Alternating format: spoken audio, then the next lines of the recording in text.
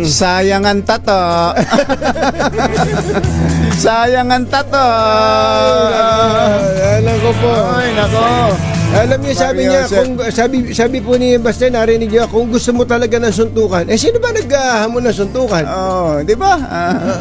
Siya naghamon eh. Kung gusto mo talaga ng suntukan, parang ang dating nun, parang si General Torre naghahamon. Nabaligtad. Nabaligtad. Nanang ko po, hindi ko akala, baka ikahiya ng mga metato ito. Sayang ang tato. Sayang ang tato. Alam niyo ba, binilang ko yung mga binitawang salita ni Baste. Mga mahigit 60 na mga salita na ang ibig sabihin lang, ayaw. Yan ang ito maging aral ito sa mga matatapang sa mga matatapang at sa mga may tato. Huwag basta-basta maghahamon. Pipiliin mo din ang hahamonin mo. Baka patulang ka. Baka patulang ka. Kasi hindi lahat. Tulad dito, kahiya-hiya si Basti dito ngayon. Talaga. Piruin mo nga ibigay mo pang kondisyon ni hair follicle test ng lahat ng opisyal ng gobyerno. Panginoon kong buhay ito. Ano yun? Nanang ko po. Ay nako, wala man lang kinalaman. Bukas tuloy ba? Hindi, umalis na si Umalis Basti. na eh. Pupunta na sa Singapore.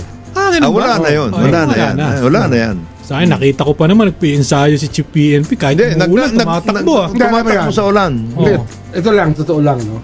Walang panalo si Basti dyan. Meron ba? Manalo siya sa suntukan, bata pa siya. Siyempre, may matanda na kalaban mo. Pag natalo naman siya, puta, ginulpi ka na matanda. Oo. Hina mo naman. Anong panalo niya? Wala. Hindi, tsaka hindi naman, tama naman si Chief. Siya naghahamon eh. 18 Ang problema, hindi naman si Chief ang naghamon eh. Siya naghamon. Tsaka tama naman si Chief, hindi naman pwedeng Chief of Police ka, kaganyanin ka, hindi pwede yun. Pero sa ano yan? Sa Visayang culture yan. Alaskado yung ganyan. Ikaw naghamon, sabay ikaw matras. Wala yun. Pero sana lang yung mga ganyan maiwasan na. Sa bravery ng Visayan people, matatapang ang Visayan people. Tama Mga si Visayan, Juan eh. Tama si Sec John Vic. Sec John Vic eh. Sabi niya, Anong klaseng asa lang? Acting mayor. Hinamon ng acting mayor ang PNP chief sa isang suntukan. Umabot na tayo sa ganyan, Secretary. Ayun kasi yung kultura na gusto natin palitan eh. 'Di ba? Justice or settlement of dispute shouldn't be done fist to fist, man, 'di ba? Ang pinopromote ka ng presidente that the rule of law must prevail all the time. If you have a grievance, then ilabas mo sa korte o mag-complain ka, i-blatter mo. Pero para pangahamon ka ng suntukan, mayor ka pa naman isang pinakamalaki city sa Mindanao.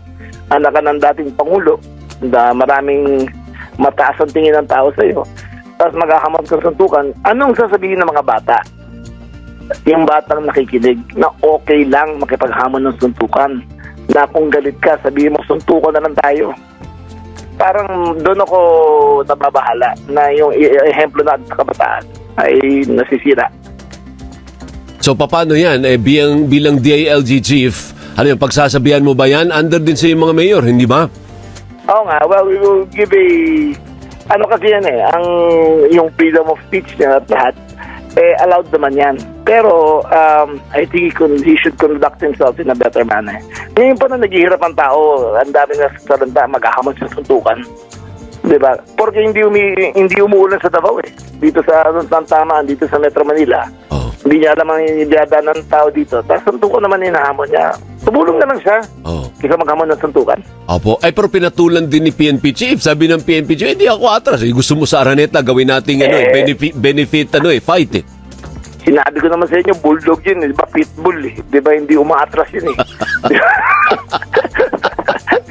Sobrang pagkalalaki yun, di ba? Tapos sinakyan mo pa, sabi mo, hindi available yung Araneta, Rizal Coliseo. Ano sabi mo? Hindi talaga may concert eh. So, tinanong niya. Actually, siya nagtanong eh. Siya nagsabi sa akin eh. Sabi ko, sige, Rizal Memorial na lang kung gusto mo. Sus Marios. Pero hula ko, wala naman mangyayari dyan. Ayaw. Ang hula ko wala mangyayari dyan. Kantsawan lang. Kantsawan lang. Kantsawan pero lang. yung minumura niya yung GPNP, mali naman yun. At tinahanap niya sa sapakan. Mali naman yun, di ba? Pero hindi dapat ni tayo nagmumurahan. Mga mature individuals na tayo. Respetadong individuals, tas magmumurahan. Di ba? Nga sabi ko kahapon, di ba, nung post ko, marami nagalit. Sabi ko, marami naman akong hinamak. Wala akong minura, wala akong minaliit. Wala akong sinabing, pag sinabing papatayin kita. Wala akong sinabing gano'n eh. Oh. Di ba? Joke lang. Oh, joke lang yan, no? Hindi ka, joke lang. Hindi Oh. death threat, Asa eh, di ba? ng Dapat maging maayos naman tayo. Lalo na ngayon, ang daming problema. Oo. Tas na, Hamon eh. yung ganyang pang kwentuhan ang naririnig natin. Pangit eh. Sen, may sinasabi ka? Hindi maganda. Alas, basta sa boxing, Oh. conditioning lang yan, hangin lang yan. Hangin ang importante dyan. Angin, sabi nga. Hangin, Mga hangin. kapampangan, angin, ha? Hindi, importante, ako kasi nagbaboxing ako. Importante dyan hanggang tumagal ka eh. Oo. Kasi kahit gaano ka marunong ka, pag wala kang hangin, Wala na. wala eh. Patay ka. Hindi, ito ang sasabihin ko sa lahat ng kala nila, kayang-kaya nila yan. Oh. Subukan yung tumagal ng 3 minutong suntukan. Tatlong rounds. Mahirap. Sa ring. 2 rounds lang. May Iba, gloves. iba. Oo, Mahirap, subukan mahirap. nyo kung kaya nyo. Yung 3 Alam mo, minutes, sorry. yung 3 minutes. Alam mo, pinakamahirap Tagal doon, Sen? Yung malambot yung lona. Ang nakakapagod yun. 3 minutes is a lifetime. Parang lumulubog yung paa mo doon sa lona. Kaya yung mga boxer pa, dapat ma-appreciate nyo ang Okay. conditioning yan. Kaya ako ilang taon Kasi na ako nagboxing nagbaboxing eh. ko eh. Oo, nakapagod sa boxing gym talaga. Yung ilorde yung walang aircon, wala lahat, yung amoy basahan. Oo. Ganun talaga. Yung sa ring pa lang, pagod ka na eh. Yun. Kaya makikita mo rin si Senator Manny Pacquiao. Oo, congratulations din, ha? Matindi. Matindi Bago ang natin kanyang makalimutan, ano? resistensya. Congratulations pa rin. Oh, Oh. At congratulations. 46. 46 years old. 46. Kaya ng condition.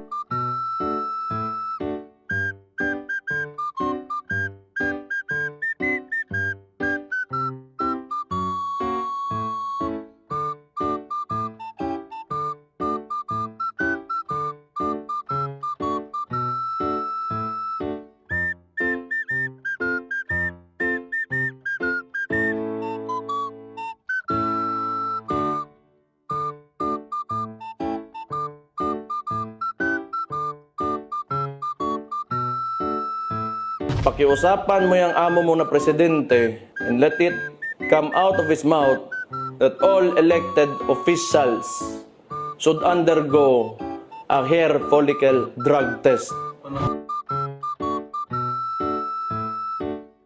Mapirmahon sa siguro na itong kalaban kasi mapuruhan, mamatay, mapriso ko igsuon. Nasa kanya na yun, whether he shows up or not.